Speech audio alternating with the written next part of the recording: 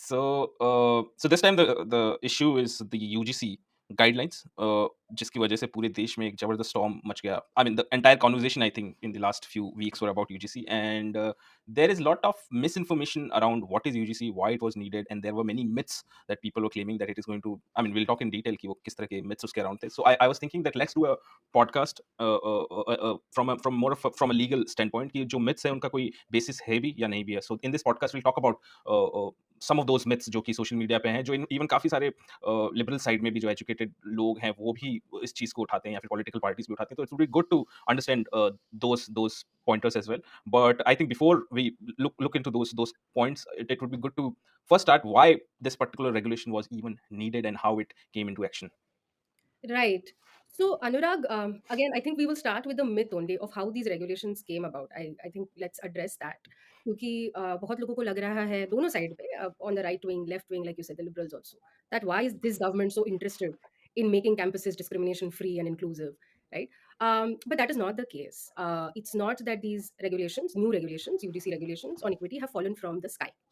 और अचानक से एक दिन गवर्नमेंट को ये लगा कि हम करेंगे. It is a result and a product of sustained court intervention, right? And in fact, what the immediate consequence that the regulations were, they were a consequence of a court order, a 15 September 2025 court order in the matter titled Abida Salim Tadvi versus Union of India, right?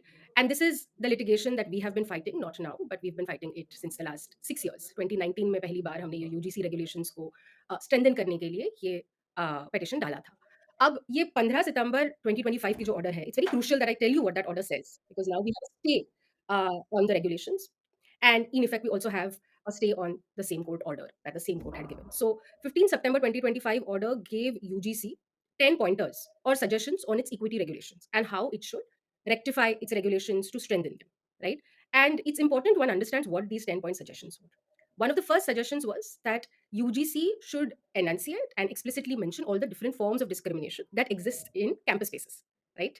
अब ये campus spaces में क्या क्या forms होते हैं उसके भी details है, लाइक एडमिशंस में जो डिस्क्रिमिनेशन होता है, इवैल्यूएशंस में होता है, आपके हॉस्टल और मेस में जो जिस किस्म का सेग्रीगेशन होता है उसमें जो डिस्क्रिमिनेशन होता है, all these forms of discrimination need to be enunciated is the first suggestion of the court. The second suggestion of the court is campus spaces should not be segregated on different lines, especially caste lines, because that is something that we see. Third suggestion जो UGC के लिए court ने दिया था वो ये था कि यूजीसी के इक्विटी रेगुलेशंस 2012 से थे, they are not new, right? But these equity regulations have only been paper regulations. उनका इन्फोर्समेंट और इम्प्लीमेंटेशन हमको दिखता नहीं है कहीं पे भी. आज भी अगर आप कैंपसेस में जाओगे you will always see a ragging cell and you will always see an ICC, the one that is meant for sexual harassment. At least on paper होता है, बट कहीं पे भी आपको इक्विटी सेल्स जो मैंडेटेड है रेगुलेशंस के तहत, 2012 की जो पुरानी रेगुलेशन उसके तहत मैंडेटेड है, वो कहीं नहीं दिखते. तो एक एनफोर्समेंट क्लॉज लेके आना चाहिए which means that compliance is ensured. जिसका मतलब क्या है कि अगर कोई यूनिवर्सिटी और कैंपस यूजीसी के मैंडेटरी रेगुलेशंस को फॉलो नहीं करता है, and that also includes private colleges and universities, they will have to face the consequence. And what is the consequence? UGC under the UGC act has powers to basically withdraw grants of universities, जो क्योंकि UGC grants commission है तो वो grants भी देता है. It has powers to withdraw affiliations of colleges, जैसे एक a college is affiliated to be university, right? ये अफिलिएशन यूजीसी ग्रांट करता है, तो वो भी विड्रॉ कर सकते हैं. और अगर कोई कॉलेज इन इक्विटी रेगुलेशंस को फॉलो नहीं करता है तो उनके कोर्सेज भी यूजीसी डी-रिकॉग्नाइज कर सकता है. So these are the kind of powers, wide powers that UGC has. And जो पुराने इक्विटी रेगुलेशंस थे उनमें ये क्लॉज था ही नहीं. इस वजह से ये हो रहा था कि the old equity regulations were getting killed by neglect. This is the term that I recently saw. Satish Deshpande, he did an interview and he spoke about how a regulation, a mandated regulation to prevent discrimination, was completely killed by neglect, right? So this was another suggestion. The fourth suggestion was of course to have a monitoring committee, जिसका मतलब ये है कि ये जो equity committees होती है ये कॉलेज के लेवल पे होती है, कॉलेज उनको सेटअप करता है या यूनिवर्सिटी सेटअप करती है, but there is no mechanism की टू फॉर एन ओवरसाइट, जिसका मतलब है कि इनको अकाउंटेबल कैसे रखे, इनको इंश्योर कैसे करे कि ये फुली फंक्शनल कमिटीज है. So they need to have an accountability mechanism which is an objective body, right? जो शायद स्टेट अपॉइंट करे इस मॉनिटरिंग कमिटी को, सेंटर अपॉइंट कर सकता है, but there needs to be one mechanism which says कि you give us, we will seek all these reports from you, you tell us how you are functioning, how many complaints you handle, how you handle those complaints, you know. So एक monitoring committee उसमें होनी चाहिए. और एक suggestion ये था कि जो अपील्स का जो मैकेनिज्म था यूजीसी का, तो उसमें जैसे कोई भी केस होता है, एक कंप्लेंट होता है, उसका डिसीजन आता है, it is a right of every individual, not just the complainant but also the respondent, to appeal that decision. तो वो अपील का जो पहले वाले रेगुलेशंस में मैकेनिज्म था, वो appeal head of the institution के पास जाता था, है ना? तो इन नए रेगुलेशंस में उसका हमने कहा था कि it should actually go to an objective body. Our suggestion was कि एनसीएससी एनसीएसटी के पास जाना चाहिए, बट कोर्ट ने कहा है कि वो किसी ऑब्जेक्टिव बॉडी के पास जाना चाहिए, जो कि सही भी है, किसी कोई कॉन्फ्लिक्ट ऑफ इंटरेस्ट नहीं होना चाहिए. चौथा सजेशन था कि इन इक्विटी कमिटीज पे रिप्रेजेंटेशन होना चाहिए, एससी एसटी ओबीसी कम्युनिटीज का, वुमेन का, सबका. तो ऐसे कुछ सजेशंस कोर्ट ने यूजीसी को 15 सितंबर के जुडिशियल ऑर्डर में दिए थे और फिर कोर्ट ने कहा था कि यूजीसी को ये कंसीडर करके रेगुलेशंस को जल्दी से जल्दी चेंज करके मॉडिफाई करके उनको नोटिफाई करना चाहिए। इस ऑर्डर के तहत यूजीसी ने वो रेगुलेशंस 13 जनवरी 2026 में वो लेके आया है। इससे पहले बहुत सारा 2019 से बहुत सारा इंटरवेंशन कोर्ट में हुआ है, जिसमें बहुत सारी चीज़ें कोर्ट के सामने आई हैं। कोर्ट ने यूजीसी को बहुत स्ट्रिक्टली पूछा है कि आप जो पेटिशनर्स की ये जो डिमांड है, बच्चे डिस्क्रिमिनेशन की वजह से मर रहे हैं कैंपसेस में, आप इसके लिए क्या कर रहे हो? तो यूजीसी को कोर्ट ने बहुत स्ट्रिक्टली अपना रिप्लाई देने के लिए कहा था कि you tell us what are the measures that you are taking.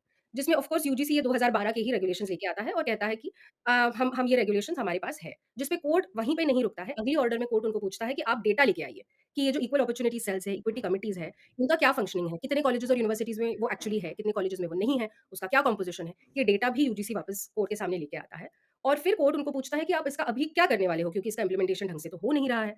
तो उसपे यूजीसी बोलता है कि हम एक कमिटी सेटअप करेंगे और हम रेगुलेशंस को और स्ट्रेंथन करेंगे।